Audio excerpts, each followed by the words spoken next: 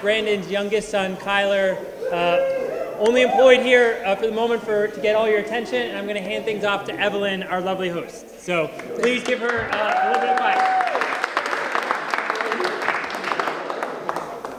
Well, welcome everyone to the newly renovated Somerville Museum to celebrate the semi-retirement of Brandon Wilson. I am Evelyn Battinelli, longtime gatekeeper of this treasure. My co-hosts for this event are Mary Casesso, a longtime Somerville activist, and Howard Horton, very involved in the Somerville, but presently he is Executive Director of Cambridge College Global. It's wonderful to see everybody here tonight, many members and friends, and Brandon has been a longtime member and great supporter of the museum and to the city of Somerville at large. We are striving for a short program so that we can spend time sharing Brandon memories. However, before turning the program over, I would like to thank our museum staff, Allison, Lady, and the volunteers who helped put this event together, and also all who help us to carry on our mission to showcase the history, art, and culture of this great city. I have the pleasure now to introduce the president of our Board of Trustees. Barbara, where are you?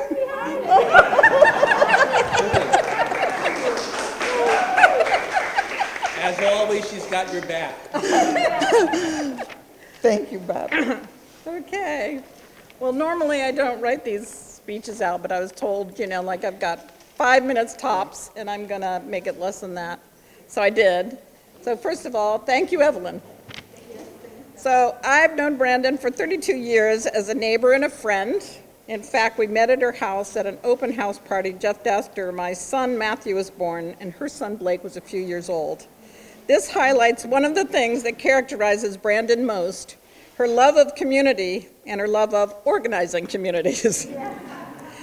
My background's in art conservation, which merges into a strong interest in historic preservation. Brandon began her career at the city as a city planner and eventually became active in historic preservation and the celebration of this city's history. This is an area that has strongly bonded us throughout the years. I just want to mention some of the ways that she has used her position in the city as Director of Historic Preservation to improve our lives. First, my first experience with Brandon and historic celebrations began with her organizing our neighborhood families to join the first flag raising celebrations at Prospect Hill. All our kids were enlisted and wearing historic dress, marching in the parade from Holiday Inn on Washington Street to Prospect Hill and participating in the first flag raising. My main memories at this time were how cold it usually was and how early in the day it seemed. In about 2005, Brandon got a grant to plan for the future renovations at Milk Grove Cemetery on Somerville Ave. From that point on, even to this day, she continues to work to see that master plan fulfilled. If you could have seen what it looked like in 2000, you would know how far we've come in the intervening years to bring that 1804 cemetery back to the historic treasure it is today. In 2004, I began a group called Historic Somerville. Brandon was and remains a steadfast supporter, though it's now part of the Somerville Museum. She always has energy and thoughtful responses to calls for Somerville history programs, such as lectures.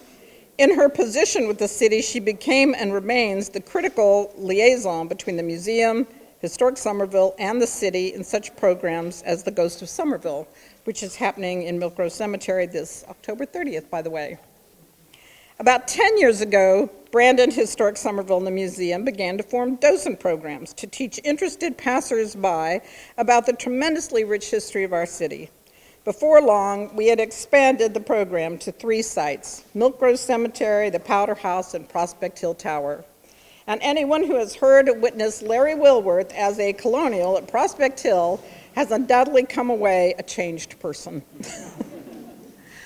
While many are involved, Brandon has really been the force behind keeping this program organized every year, finding volunteers, scheduling them, connecting with DPW to get the key to the Powder House and to Prospect Hill Tower. And by now, hundreds, if not thousands of people have learned about our history through these docent interactions. Even as she is about to semi-retire, Brandon has been active in new initiatives. The I Spy newsletters from the city, which I hope all of you have seen, they're just wonderful. Historic Somerville magnets and stickers for sale to raise public awareness of our historic treasures. So will she really retire? I hope not. At least not until we get Beyond the Neck edited and republished. And we have more Afghans to sell. As I mentioned, Brandon is a big believer in community. She's organized our annual block party in Josephine Ave just about every year since we started over a decade ago. We have a ladies' night out group for monthly birthday celebrations, and she is, of course, one of the organizers. As you can imagine, the pandemic was an especially hard time for her. Still, she managed to get us together in the outdoors when the weather was not too cold or wet or snowy in her backyard around a fire pit. Finally, I would just like to say that since Brandon is a natural organizer, she sometimes wants to organize you. You may get calls late at night or emails at 2 a.m. We are as close as sisters, but we don't always see eye to eye, as she has strong opinions and can be unrelenting in causes that she supports or work that she believes in. The thing that keeps us close is that her heart is always in the right place. Thank you.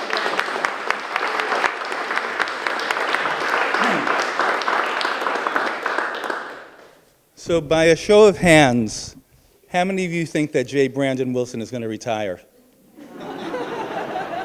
The party's over, you can all go home. Seriously, we've known champions. We have some in our backyard like Tom Brady. They retire, they come back. And I think when you're a champion, or maybe in the case of Brandon, an unsung hero, and you have a lot of momentum in your commitments, you just kind of keep on going. Now I say that because I want to tell a little story about Mayor Mike here and Brandon. As you know, Mayor Mike, it's very hard to get on his bad side. You know that. So, exactly. Brandon goes into, they have a little contretemps. Mayor Mike says, Brandon, you're fired. So most of us would go to our office, pack up, get the box, put the pictures in the box. Brandon goes back to her seat. She continues to work. Because it's not about Brandon, it's about the job. And she was so committed to the job that Mayor Mike saw the light. He often, you forgive us, don't you, Mike, after a while? Okay, it takes... So Brandon continues for many decades after that. In fact, when Brandon joined the Brune administration up in the Office of Community Development, there were bets on how long she would last. Some said a month, 2 months.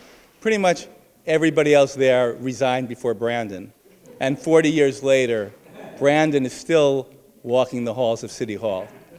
So it's a unique person that can do that. But before I talk about Brandon just a little bit in her job, I want to introduce her family that's here. Her son Blake and his wife Morgan. And Tyler and his fiancée Maggie, they're going to be married in 2 weeks. So Brandon has another party to plan. And I don't know if Steve here somewhere? Yeah. Steve, not last but least, Steve Abbott, husband. So Brandon has had some time to do things besides her job. One thing about Brandon that I want to say, we talk about old Somerville and new Somerville, and I don't think I've met a person that's navigated that better than Brandon. She just seems to tie it all together without the animosity between sometimes what we hear about. And I think that's because Brandon understands that to truly grow, and I like the expression, in order to fly and have wings, you need roots. And Brandon, through historic preservation, understands what has really been important to the city in terms of the traditional values that were here when we both got here 40 or 50 years ago. Back then, if you were here 50 years, people said, oh, you just got here. Nowadays, if you're here 50 years, it's a long time. So Brandon started with the Brune administration, and at the time, there was a bunch of us that were all in our mid-20s, and the expression was, the kids are running the candy store. Fortunately, we had somebody that was a bit older than us keeping us in line, and I'd like to bring that person to the podium right now, Mayor Eugene C. Brune.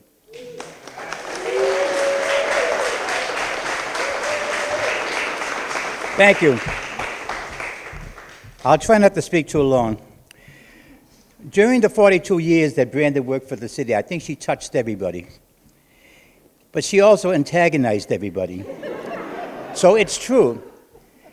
I didn't know if she was going to last my 10 years, let alone Michael's 10 years, Dot's 6 years, Joe's 18 years, and here she is still here today. And why? Because Brandon is Brandon. She does her job well. And that's the reason why we put up as mayors, some aldermen, council members, all put up with Brandon because she's such a hard worker. You can't resist her. I've known Brandon since the two boys were just very small. They were at every one of my breakfasts, and Kyle got my scholarship, and I was so pleased to give it to him. But I can go on and on about Brandon, but she's done so many wonderful things. You heard them mentioned, and you're going to hear more mentioned by the other two mayors, or three mayors. I don't know if Dot Gay is here or not. But in any case, Brandon, I am so pleased, and I mean this sincerely. When Tom Pelham came to my office and said, I want to hire Brandon Wilson as our city planner. And I said, who is Brandon Wilson? And he says, well, you're going to get to meet her. He says, and she's a little bit tough, but she's a hard worker. And I said, that's okay. As long as she does her job, it's fine with me. And she worked for me for the 10 years, and she antagonized me. She has, believe it or not, she doesn't care. She doesn't pick on anybody. She picks on everybody. But in any case, she does her job well. And what more can I and the other mayors expect from somebody who works for the administration? Do their job well. And Brandon, you have done your job well for all these years. So I'm very pleased and honored. How many years did you forget that I was last? I'm pleased and honored that I hired you. It's one of my good hires, and I can see that. And I think the other mayors realize that perhaps you're a little bit rough with people, certain people, but you get the job done. So I'm very pleased to be here today to congratulate you, and also, again, pleased that I hired you.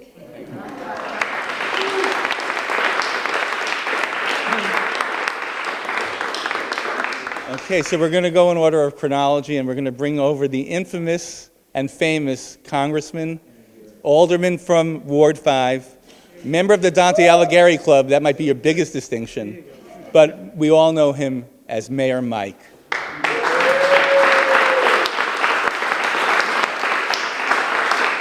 Howard, I'm pretty sure you're wrong. I think I fired her 3 or 4 times. It's true. People have to understand, when I grew up in this city, that for my generation, Regina's in it, a little bit behind me, but more or less, generally speaking, the measure of success for somebody I grew up with was how quickly they could move out of Somerville. I'm not kidding. And I say that because, take a look around. There's almost no one from Regina's class, my class, any of our high school classes who are still here. They all went to Billerica and Burlington and Wakefield and Stoneham. They all went up 93.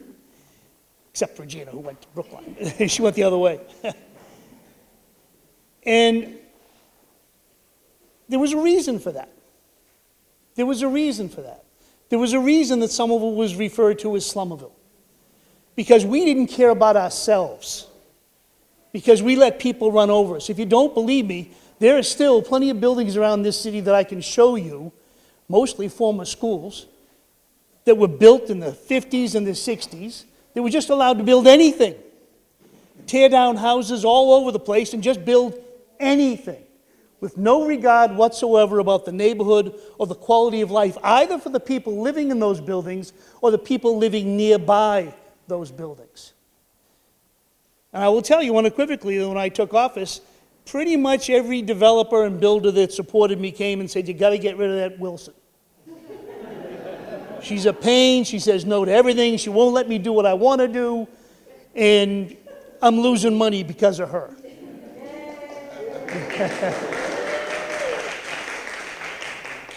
And I didn't. And I didn't because the truth is she made my job easier. We had worked very closely together rewriting the zoning laws at the time. Very difficult, very thorough, hadn't been touched in years.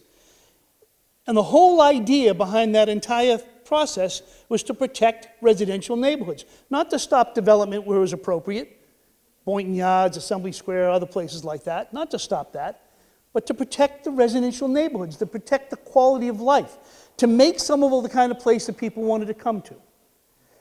And I will tell you that unequivocally, I don't know anyone who played a bigger role in doing that, making Somerville a place that people want to move to than Brandon Wilson.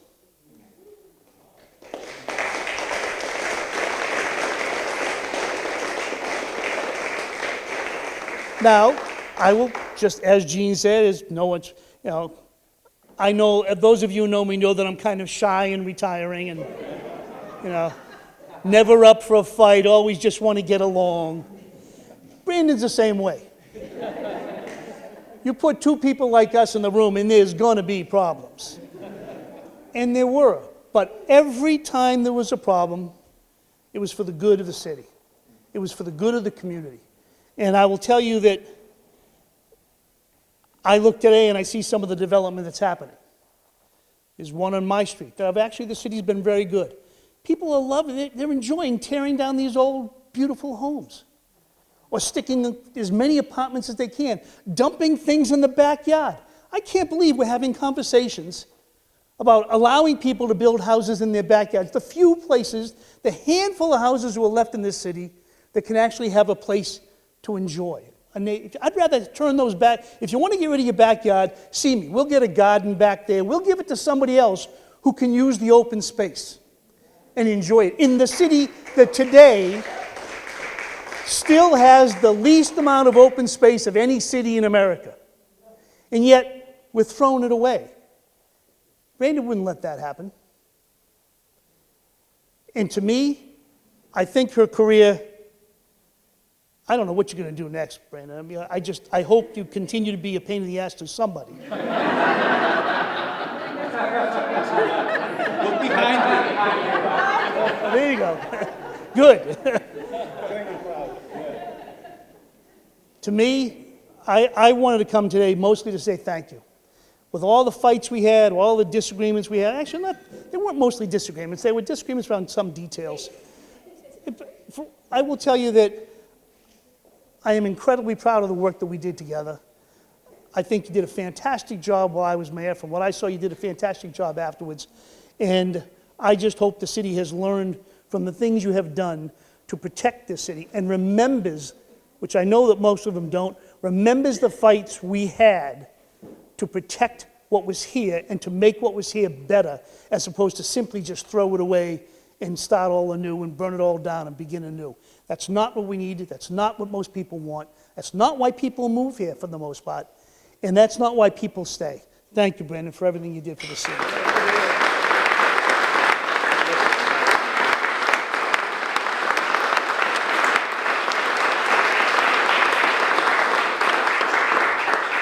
Thank you, Mayor Mike, and thank you for rehiring Brandon after all the times you fired her. The other mayors appreciate that as well. I don't know whether Mayor Gay is in the House, and if she's not, we'll just say that probably she would be adding her thanks for Brandon during her tenure. But for now, what I'd like to do is something a little off the program. We do have some greetings coming from the City Council. I'd like to bring up Matt McLaughlin, President of the City Council, to bring a citation forward of appreciation from the council itself. Matt. Hi, everyone. Thanks for having me. I'm happy to be here and be one of the younger people in the room. Coming around Somerville, I'm not the youngest person in the city anymore. But I had to come here because I really had to see it to believe it, to believe that Brandon is actually going to retire. I never thought the day... Semi-retired. Well, to get to the real point, you're not retiring, you're just not getting paid anymore. Because that's what's really happening here. Because there's no way you could get her to retire, as we've heard. People have tried to do her in the past, and it just never stuck. So there's no doing Brandon, and she's sticking around no matter what. But being one of the younger people here and knowing Brandon well before being a city councilor working for the city of Somerville, just growing up in the neighborhood. I grew up right off by Lexington Park, where her and her kids grew up as well.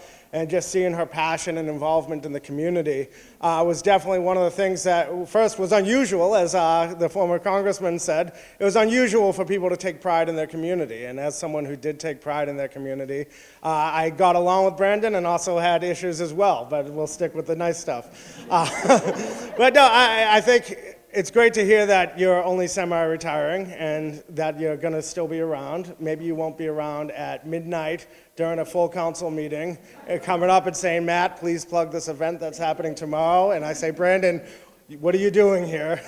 You literally do not have to be here. An email would have sufficed. But that's the issue is there's no dollar amount. We cannot pay someone enough money to do the work that Brandon did for the city of Somerville. We'd have to get a six-figure, $1 million salary for the next hotshot to come along, and they're still not going to meet her standards. So thank you, Brandon, for all the work you did, and on behalf of the city council, just wanted to read a proclamation. Is John Long in the house? We were hoping to have John here to read it. But yes, be it hereby known to all that the Somerville City Council and Mayor Ballantyne is in the house as well, offer their sincerest accommodations to Brandon Wilson on the auspicious occasion of her retirement after over 37 years of service to the city of Somerville, including nearly 14 years as the planning director and 22 years as executive director of historic preservation. Brandon's commitment to community development, planning, and historic preservation will continue to benefit the city of Somerville for years to come. The councilors and the mayor offer their gratitude and extend their best wishes on your happy retirement, your happy semi-retirement.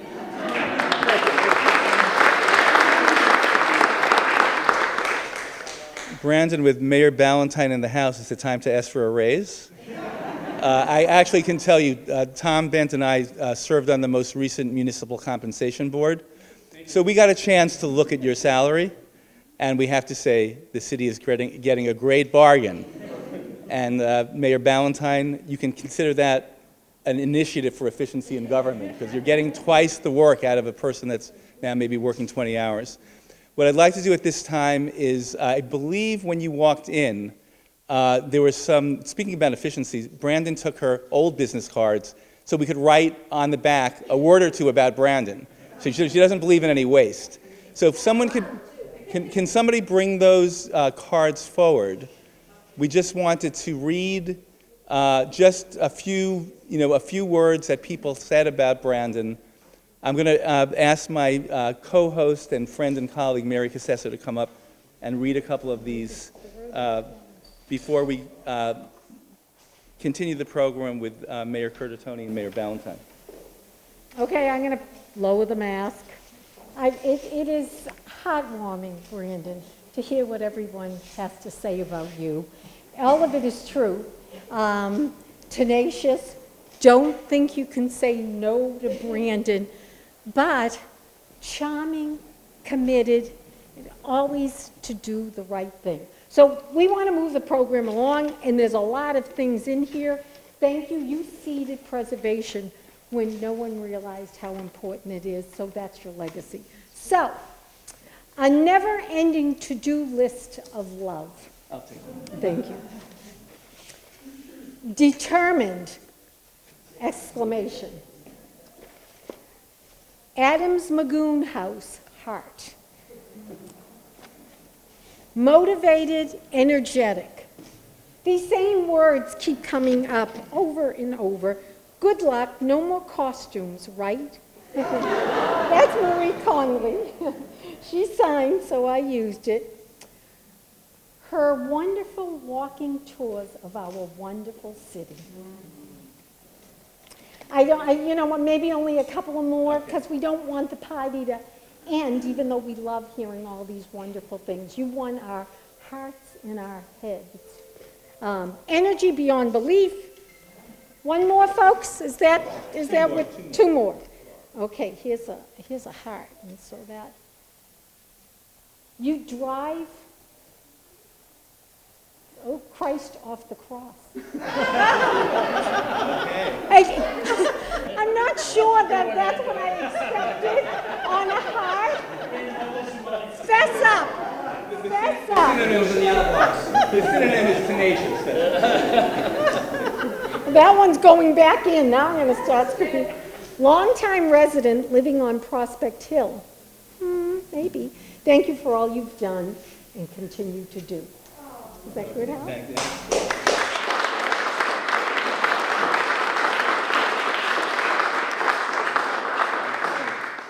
So we know we have a number of former mayors in the House. They may not be doing anything important, but the current mayor has some pressing things on her agenda, so we're going to ask Mayor Ballantyne to come up now and say a few words.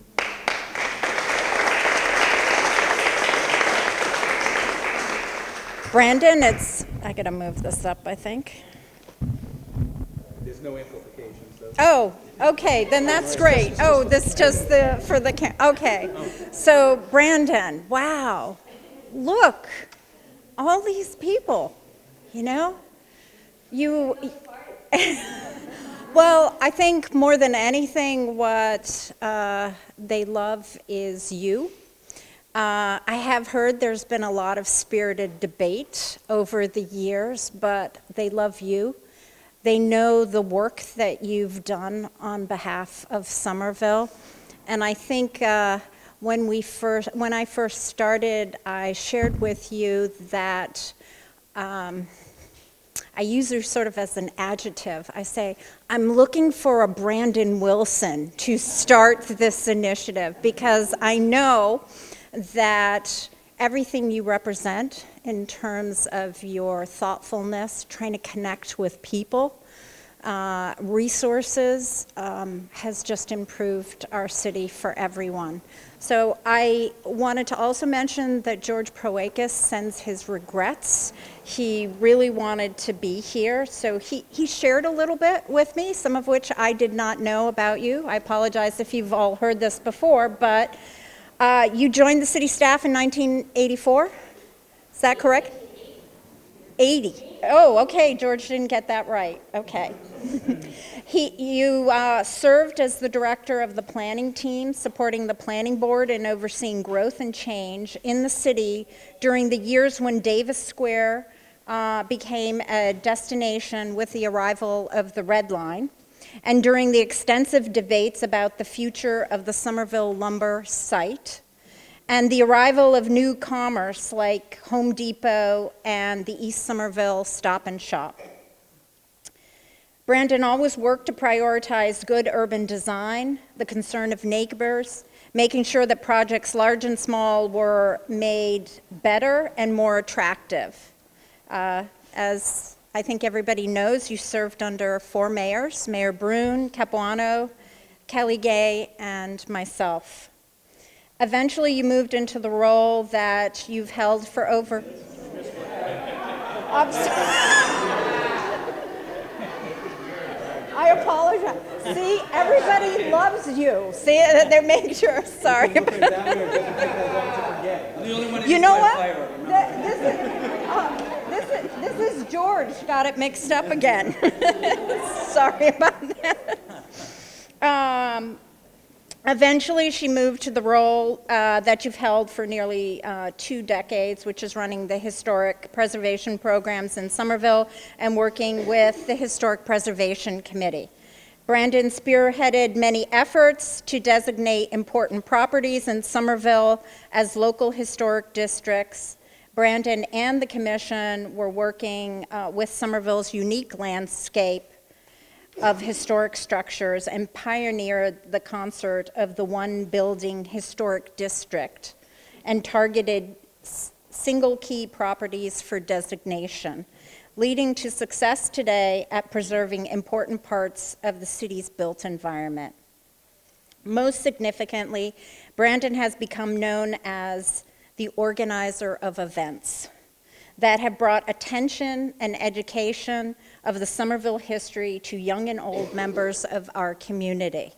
Annually, the first flag raising at Prospect Hill, Patriots Day events, Jane's walks have all contributed to our awareness of history. Brandon has always found time to connect with residents about history, to advocate for Somerville, and to highlight and celebrate our city's stories in places like the Milk Row Cemetery, the Ames Envelope Factory site. She's well known in City Hall for her late work hours, spending much time and attention to details of annual events, and always taking time to educate Somerville residents about preservation.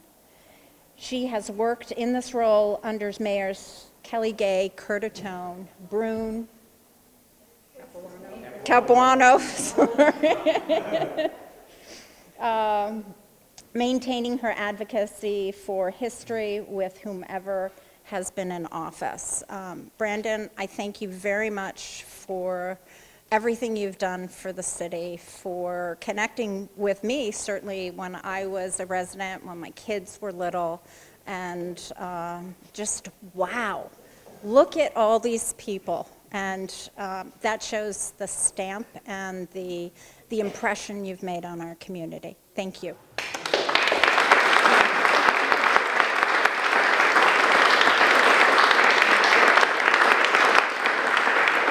Thank you, Mayor Ballantyne. You know, I went through the cards that Mary was looking through. She missed a good one.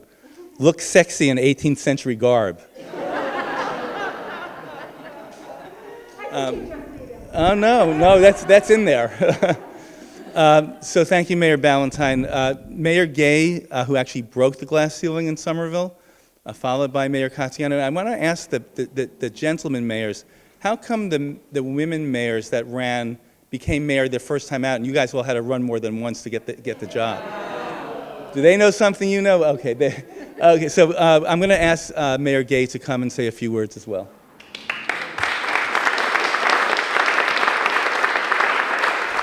Thank you very much, Howard, and thank you all for coming this evening. And to Brandon, I want to say thank you for your unprecedented length of service and what you've done and brought to this city. It's unbelievable. And I'm not going to even use the word retirement because I don't believe it, okay? I know how that feels. I've retired twice and I'm back in the fray again, so it's not something we as women know about. So there's many other things we have to do even if we're retired. But I want to tell you that when I first came to City Hall, it was a very different place than it is today. And if you go back to the days of Jean Brune, when you look around the city, you've seen it all. You've seen us come from the very bottom all the way to the top. And I was thinking today about you, and I was saying, if somebody had the oomph to write the book, it should be Brandon, because you've seen this city at its worst, and now you're seeing it at its best. And you've been involved in each part of that happening all over the years. So I want to thank you for what you have done. But of all the roles you have played at City Hall, I think, suffice it to say, your best place was preservation, historical preservation, because you have that love, and you have proven it over time and time again. The way you were able to get the kids involved, the new immigrants involved, and being an immigrant myself, I really appreciated the things that you've brought to the city. You've made me think differently about preservation and all about different things in the city. You celebrated all our historic spots, and be it the Milk Row Cemetery, and you helped me when we did that grant, to get that big grant to redo Milk Row, and also the Powder House when we redid that. Those things meant a lot to me, and they're part of my legacy, but so are you. And I want to thank you for all you've done and wish you the best in whatever you plan to do. You've been a joy. Thank you.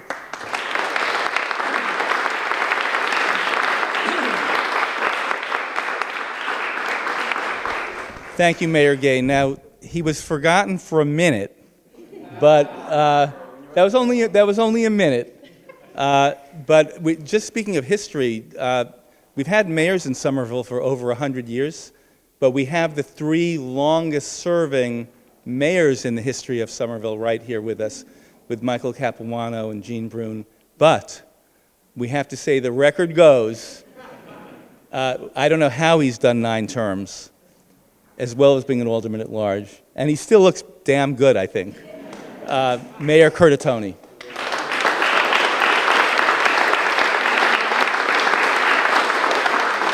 Brandon, I was hiding because I still owe you a call. I am afraid to talk to you tonight.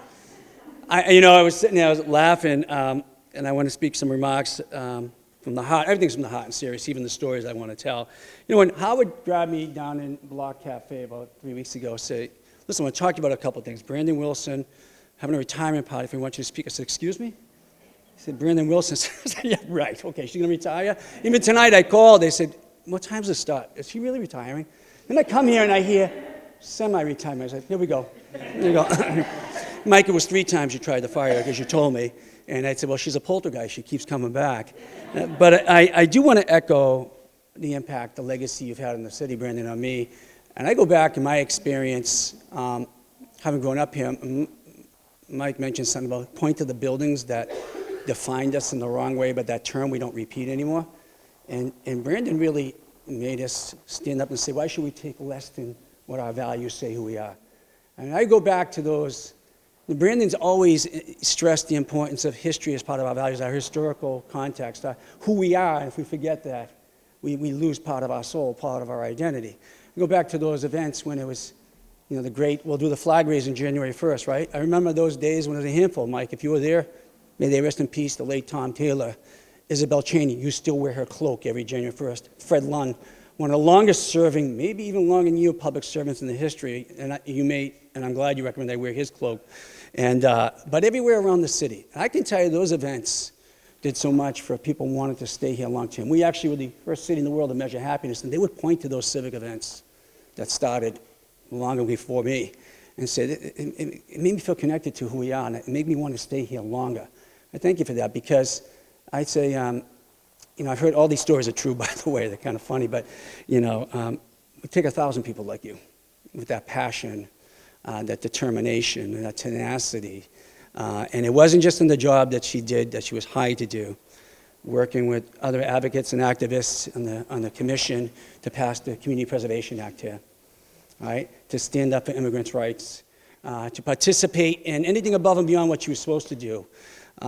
You don't find that often, and I thank you for that. The cities are so much better for that. I still don't think you're fully retired. That's going to be clear to people soon when this event is over. But I do want to share some stories. My first interactions with Brandon, and take it over 26 years as an alderman and mayor.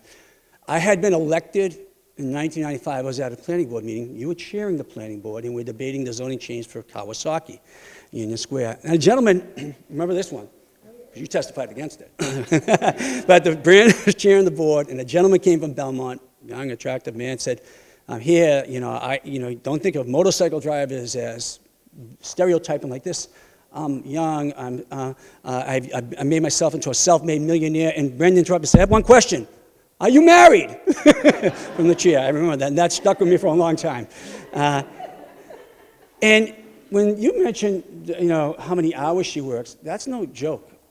Never assume you're in City Hall by yourself. I got the living daylight scared out of me by Brandon Wilson at around midnight one night. Brandon would be in this very indiscreet office. It was literally a hallway between 2 offices, and got more production out of it than some of the other offices.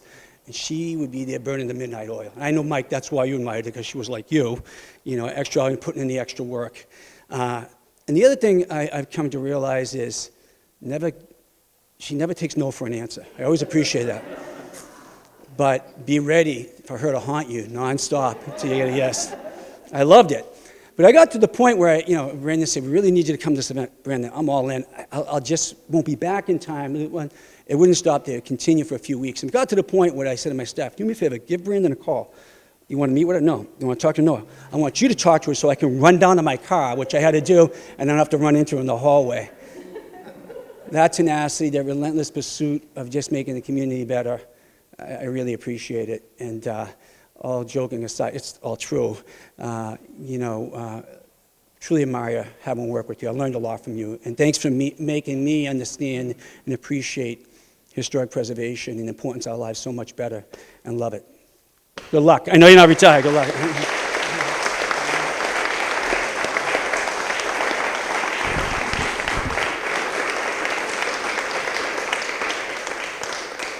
Brandon, it's truly remarkable that you survived 5 mayors, especially these 5 mayors, but you did. You did. So that really merits a good night for this. Okay, we'll give the acting mayor, so you have 6 mayors under your belt. But I had the good fortune of being the chairman of the zoning board when Brandon was the director of planning. And in that process, we always could get reports from the planning board before we made decisions. And I can say every report she submitted was impeccable, even though we couldn't go with Kawasaki and Union Square. Sorry about that. Okay, so Brandon, I think it's appropriate if you would give us a few words yourself. Thank you.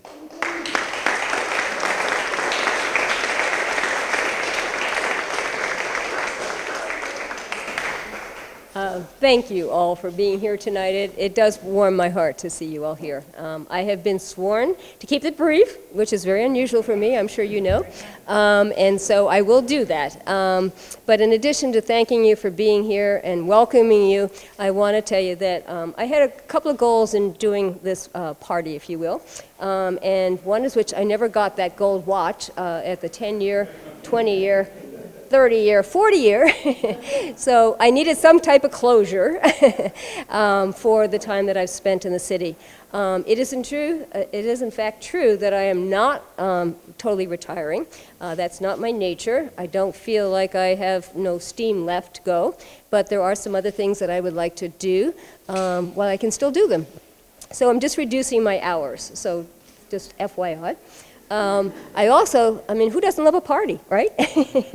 And I thought it would be a good occasion to do what I do enjoy doing a lot, which is bringing people together from all walks of life, from different ages, different backgrounds, different parts of Somerville, who don't necessarily know each other, but once they get to know each other, will feel like they're part of a community. And to me, Somerville is a true community.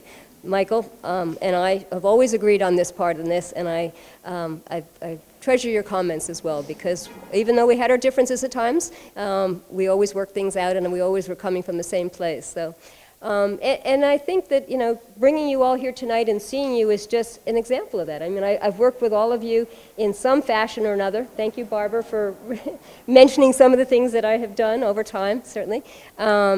But, you know, I've done a lot of community events, I've done a lot of things for the city, and the two often blend together, and it's hard to keep them apart. So, so I wanted to bring people together for tonight.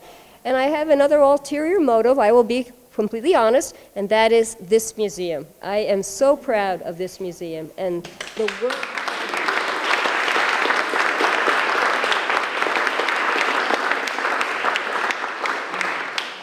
To me, this is the epitome of community. I mean, there's nothing that speaks more about the sense of community that Somerville has than to have its own museum. For a city of this size, it's pretty unusual. Cambridge doesn't have it, by the way. And we often used to compare ourselves with Cambridge, and I think now it's the reverse of that. So, but it is important that we have a museum, and that's something we should all treasure. And I think so many people, you know, don't even know that it exists. And those that know that it exists have never been in here before. So part of my goal was to get you all inside the museum and see how wonderful it is. And also, just so you know, thanks to Barbara and Allison and Regina, who suddenly is, oh, there's Regina, okay, and so many people that have been involved on the Board of Trustees, and Jean is certainly a board member. David Guss, I'm sure, is here somewhere, but I don't see him right now. There's so many people who have been involved in making this all happen. Barbara and getting so many wonderful grants for here. This has just transformed this space and made it into a real museum of real stature, and it's so impressive. So I hope that you all take a chance to look around, to become members here. It's not very expensive to do that. In fact, it's quite inexpensive, but it means a whole lot for grant writing and continue to do the renovations that it needs to do even now, right now. And then also come and see the exhibits. I mean, there's some wonderful exhibits here with people that live in our community, and some of which are immigrants, like the exhibit we have right now, and have just shared their culture, their background, their history with us. and because they consider Somerville their place as well. So I hope you'll come back and appreciate it as well. So again, thank you so much for being here tonight. Hopefully you enjoyed all of the food here. As you probably noticed, a lot of the food is from restaurants that I have worked with over time and doing the various events that I do, and they have a lot of really wonderful ethnic different foods like the rest of the city, and so I hope you have enjoyed that, and we'll let them know that you appreciate them contributing to this event tonight. And I'll leave it at that. Thank you.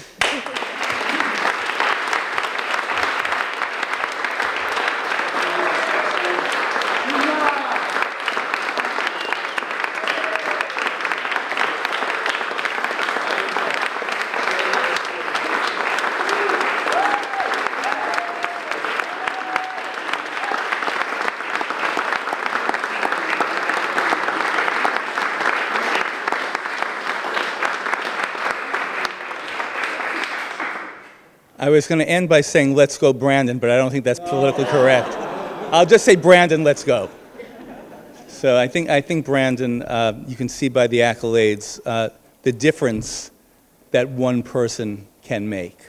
You are an exemplar of that, and I have to say that as relentless as you are, it's balanced by a rare equanimity that meets all the challenges that you encounter with thoughtfulness and with dispassion, and then you come up with the right solution. So thank you, Brandon.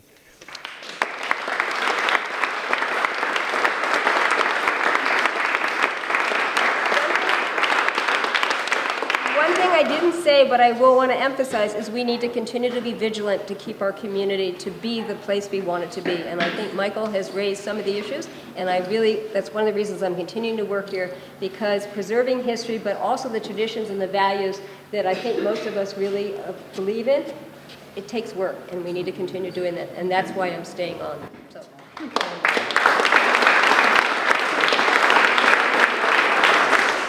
So I'd like to bring up another person who's broken the glass ceiling, Regina Pisa, that many of you know her.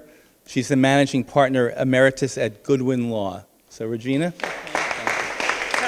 this will just be 2 minutes, and it really follows on what Brandon said about the museum. I've been involved with the museum since the early 80s. I got a call. I was a young lawyer at Goodwin Proctor. Got a call because the museum wanted to do a renovation and they needed a construction contract. And I've never left. And it's that kind of place that once you get involved, it's hard to leave. The museum was founded in 1897, as many of you may know, and so we're celebrating our 125th anniversary of our founding this year, which is pretty remarkable in this day and age. The museum is housed at the Oliver Tufts House on Sycamore Street for many years. In the 1920s, this building was built. And in the 80s, which is when I got involved, we renovated the museum and renovated our charter. We were an historical society, a very traditional historical society. In the 80s, we decided we wanted to be more than that to the city, and so we changed our mission from just history to art, history, and culture, and sort of broadened our mission to include all of those things and to really reflect the community that we are today. This renovation was a gargantuan undertaking for us. I think when we started, people sat around the table almost incredulous that we could have done what we did. The first part of the renovation was $2.35 million, and that's what we had to raise.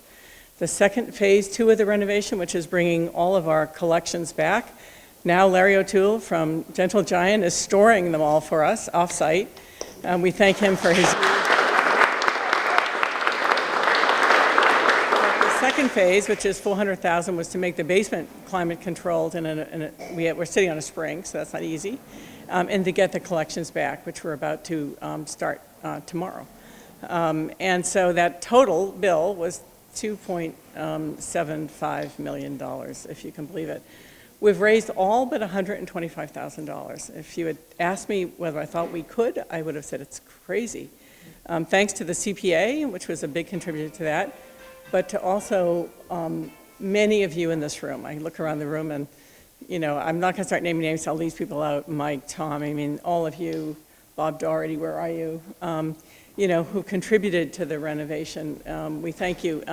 We have a little bit left to go, and so if there's any charity left in your heart. I hope you'll spend it here to help us reach our goal. We hope to have an official opening next month. Of course, we had to have Brandon come first, but the official opening next month to welcome everyone back and thank our donors. But thank you very much, and I hope you continue supporting the museum.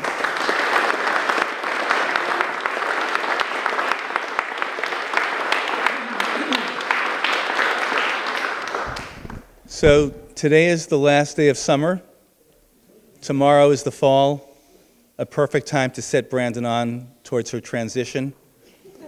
And I want to say, by looking around the room, all those that are here, I think, have some touch point with you, Brandon, and I think they're all involved in the city or the community in some way. That's why we're here to celebrate you. But you are a shining light that we can look to, again, as an example. The party's still on. We're done with the program. Everybody enjoy themselves for this evening. Thank you.